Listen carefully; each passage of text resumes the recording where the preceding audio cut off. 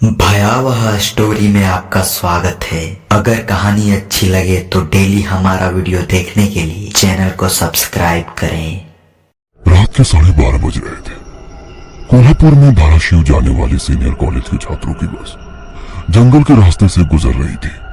Trip खत्म करके वे वापस धाराशिव आ रहे थे। दिन भर मौज मस्ती करने की वजह से सभी छात्र थक कर सो गए थे। दरवाजे की सीट के पास विकास सर और सुशील सर खर्राटे ले रहे थे।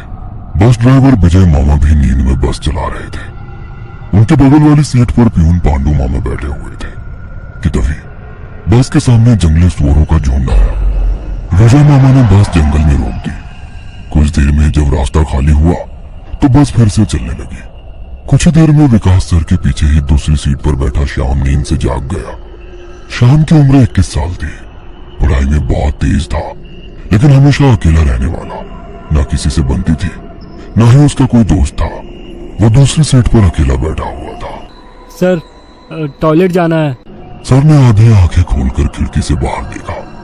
बस अभी भी जंगल में ही थी। थोड़ी देर बैठ जाओ, जब जंगल खत्म होगा तब मुझे उठा दो, मैं बस रोक दूंगा। वे बोले और फिर आंखें बंद कर सो गए। श्याम बस की खिड़की से बाहर देखने लगा और जंगल खत्म होने का इंतजार करने लगा। कुछ ही देर में जंगल खत्म हुआ और बस वीरान जगह पर आ गई। उसने विकास सर को जगा दिया और उन्होंने ड्राइवर से बस को रोकने के लिए कहा। जैसे ही बस रुकी, विकास सर बोले, किसी को टॉयलेट होना है तो अभी उतर जाओ, वरना बस सीधे धाराशिव जाकर ही रुकेगी। आवाज सुनकर पिछली सीट पर बैठा श्रीकांत नींद से जाग गया। विकास सर टॉर्च लेकर पहले बस से बाहर उतर गए। उनके पीछे पीछे श्याम और श्रीकांत भी उतरे और वो दोनों अलग अलग झाड़ी के पीछे टॉयलेट करने गए। श्याम टॉयलेट करके वापस आया, लेकिन श्रीकांत अभी भी नहीं आया था कि तभी श्रीकांत जोर से चिल्लाया। उसकी आवाज सुनकर विकास सर और श्याम उसकी ओर भागे, लेकिन तभी श्रीकांत झाड़ी से बाहर आया। क्या हुआ, क्यों चिल्लाए थे? कुछ नहीं सर, चप्पल से होकर कांटा पैर में चुभा। उसकी आवाज सुनकर ड्राइवर और प्यून भी नीचे उतरे थे। वो सब बस में वापस चढ़ने ही वाले थे कि तभी एक बाइक बस के सामने आकर रुक गई। अरे भाई साहब, यहाँ के नहीं हो क्या आप? क्या आपको पता नहीं कि इस रास्ते पर लोगों को हमेशा चकवा लगता है? बाइक चलाने वाला बोला।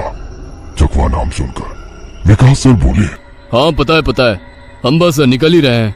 और वो सब बस में बैठ गए। सर, वो आदमी किस चकवे के बारे में बात कर रहा था?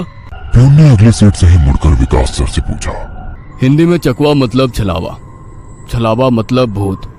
कहते हैं जो लोग रात में सफर करते हुए मरते हैं उनकी आत्मा छलावा बन जाती है।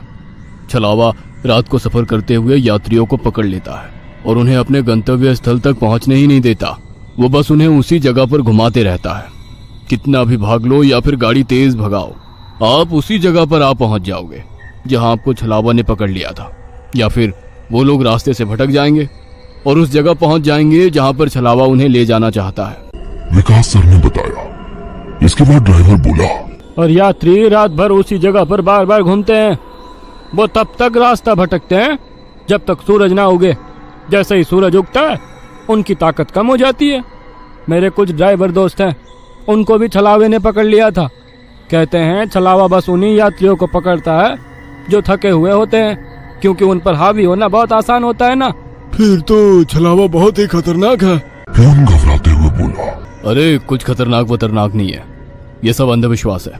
ड्राइवर जब थक जाता है तो रात में उसे रास्ता समझना मुश्किल हो जाता है, इसलिए उसे भ्रम हो जाते हैं और वो रास्ता भटकता है। इसे ही अनपढ़ लोगों ने भूत यानी चकवा या छलावा का नाम दिया है।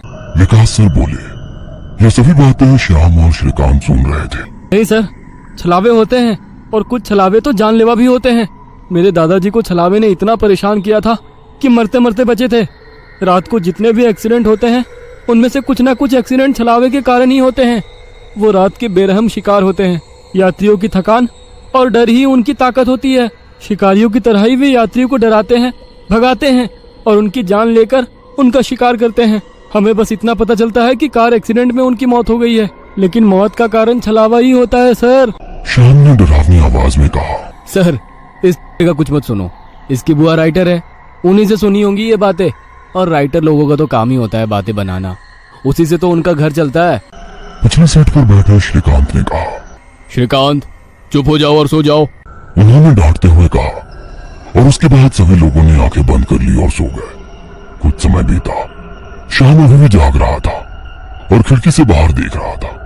बस किसी जंगल के बीचों बीच से गुजर रही थी कि तभी उसने देखा कि रास्ते के किनारे एक बंद पड़ी चाय की टपरी है। लेकिन ये चाय की टपरी तो मैंने पीछे भी पहले वाले जंगल में देखी थी।